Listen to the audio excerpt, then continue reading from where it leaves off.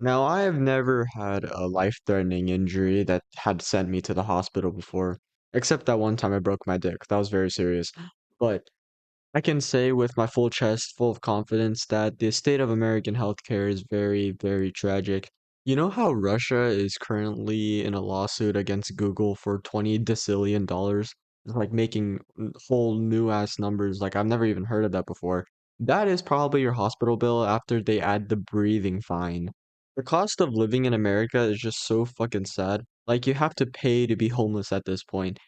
Like you can literally be on the floor dying and right in front of a person, and then they're gonna ask for money for them to be able to save you. So, on topic, there is a cyclist in Oregon that was struck by an ambulance and was fined $1,800 for the ride to the hospital, which they caused. It was an accident on their behalf.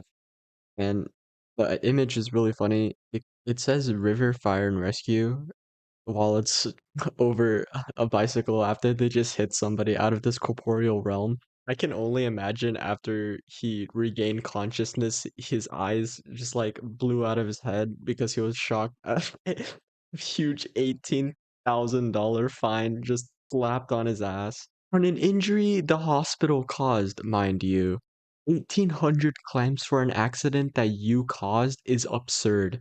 If that ambulance didn't blow him away and brought him into the afterlife, then don't show him this hospital bill. He's gonna die of a heart attack. So the ambulance driver made a right turn and he hit the cyclist, and that left him with a fractured nose as well as scrapes and other injuries across his body. So I can only imagine the ambulance driver just like blasting him and he just ragdolled like something straight out of GTA. What a galaxy brain scheme though. Like when they were driving, they probably saw him and just like had like Mr. Krabs dollar sign eyes and then just like yelled cha-ching and then just like rammed into him full speed.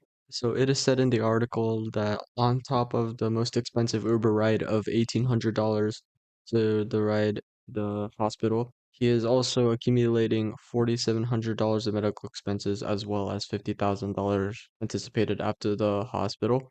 So they are going full speed into suckling as much money as they can from this guy. They are fully plopping out their dick. And that's when he said, "Whoa, whoa, whoa, enough is enough," and he filed a lawsuit. About the impact, so they were going in the same direction as the ambulance, and the ambulance tried to make a right turn onto another street, and then they made the impact with Hosh and destroying his bicycle.